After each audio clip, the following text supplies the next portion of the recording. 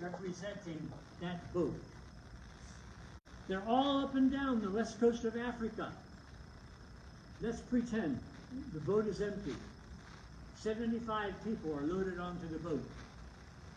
Is that boat going to go across the ocean with 75 and it can hold 500? No. It's going to go down the coast or up the coast, whichever way, until it is loaded. And what we read is that that boat, many times, is on the coast 2 to 3 months before it begins to go across. So if you're the first person put in there, people that are put in there in awkward positions, imagine how much sickness and death there was going to be. But these slave castles were the first, if you've ever heard of the door of no return, there are slave castles that people walk through to the boat, never to be returned again.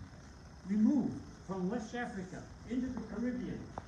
And in the Caribbean, we find a ship owner negotiating the price of the cargo.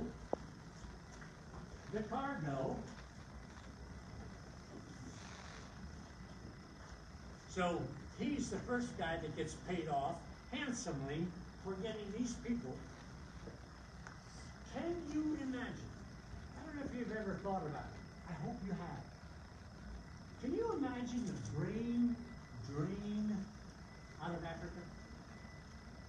That means Africa was milked of intellectualism, of good brains, brought here, and the same thing happens. They can't do anything here other than work. If I say to you, if I said, these people have their own language, they might not know each other, they have various dialects, etc. If I said to you, siéntese, how many of you know what that means? Okay? Let's pretend, no, the rest of you don't know. I say, master, I bought you, siéntese. And you don't do anything. And I get angry, and I say, siéntese, and you don't do anything, and I take a whip and flash it over your shoulder. Siéntese. Stood up. Finally, I have whipped you enough that you fall. I stop saying siéntese. You make a connection between that word and down. That's how much your brain is taken away from you. You have to learn English by force. And by not instruction, not somebody helping you, but by the whip. That's what happens to these people. The second brain drain, Africa and America.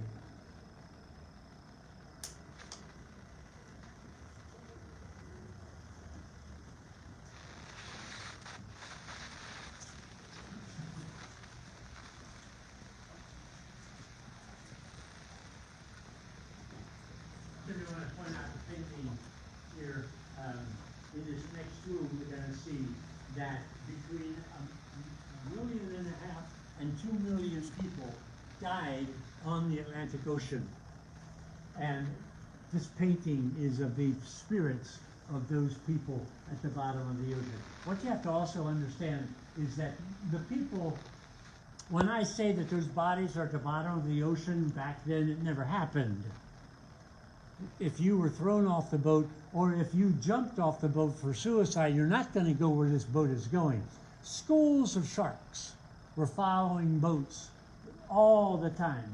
And so sharks were feasting on the bodies that were thrown into. So it's an exaggeration. As somebody wrote, an African American wrote, that if Moses in the Red Sea, if you know Bible, Moses in the Red Sea parted, and Moses walked across on dry land. It's been written that if the Atlantic Ocean would separate and there was dry land, all you would walk on is bones. You understand there's bones there, but most of them were devoured. Around the corner here is a boat, a picture of a boat.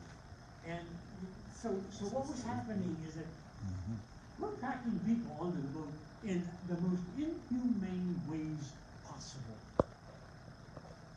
back to chest, lying on your right side, because they thought if you were lying on your right side, your heart wouldn't be taken.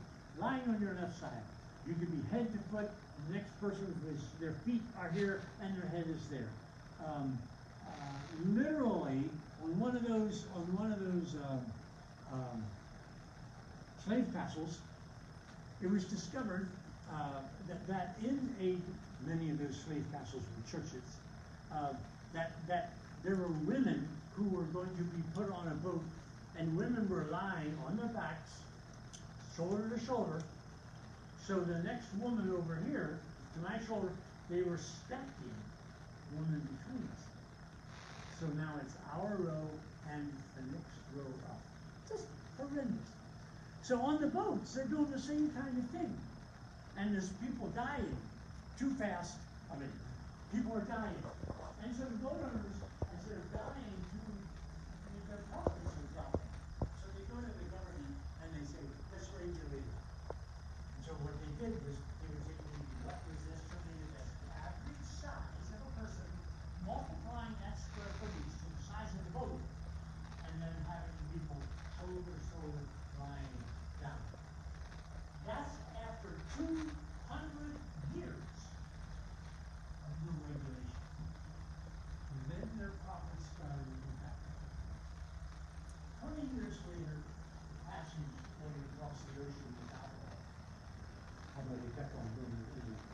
But it was outlawed. For 200 years, unregulated, 20 years it wasn't regulated.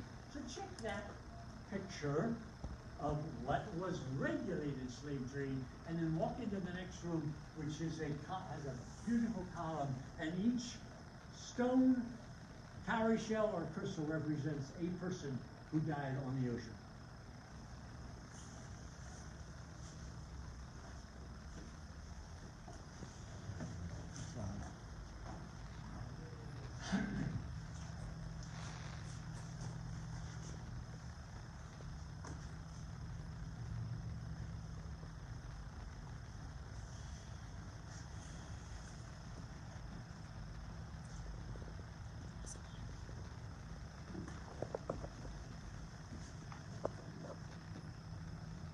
What we're all missing out on today, including me, is that throughout the whole museum, as you walk through the museum, you trip different kinds of things. Come on in, come on in. You trip different songs, speaking, and for some reason or other, it has gone dead today. In here, the song, you can come through. The song that is playing in here, humming,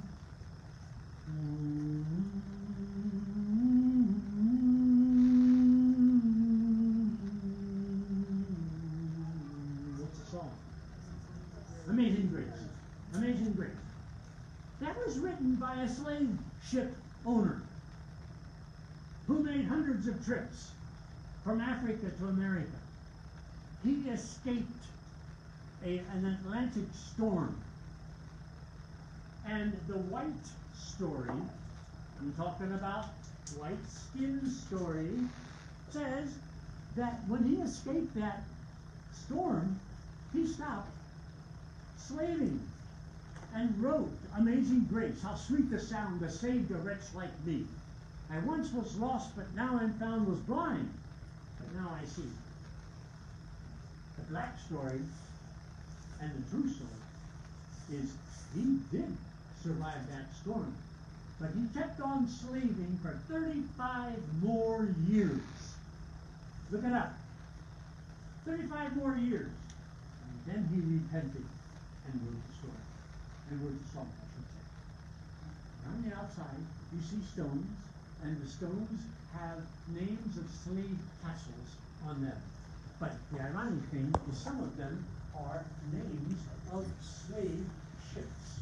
For instance, I hope you know or you read, see the movie Amistad. There's slave ship Good Intent, slave ship Charity, slave ship Friendship, slave ship Grace of God, slave ship Jesus.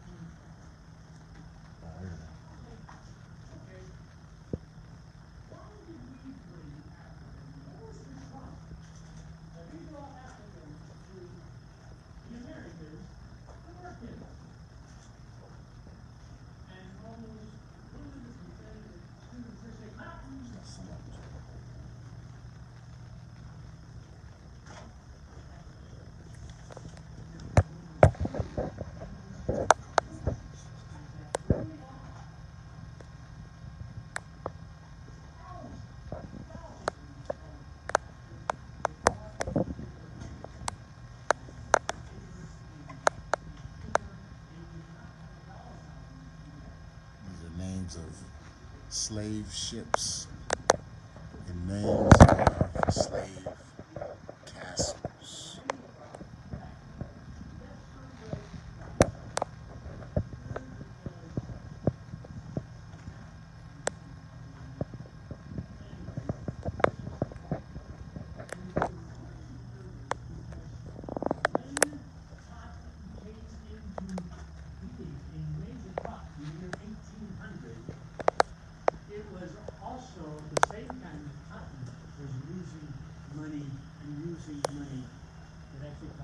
Tobacco was losing money and losing money very rapidly. We'll talk about that a little bit when we get to the cotton section of this tour. And then eventually, I don't know if I'll introduce it to you or not, but down on the second floor is a slave pen, which has everything to do with buying and selling of slaves, having to do with tobacco and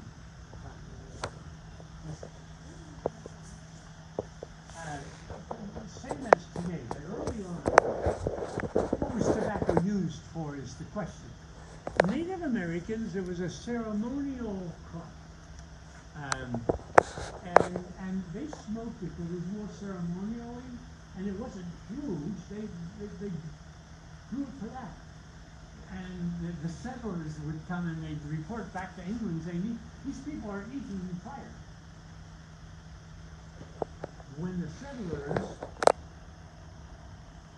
and enslaved people were working in cotton, tobacco, selling it to England, it became used for smoking, mostly the cigars. Cigarettes weren't invented yet.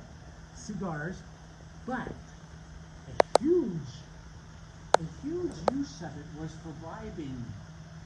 And it was bribing Africans, bribing territorial lords. And what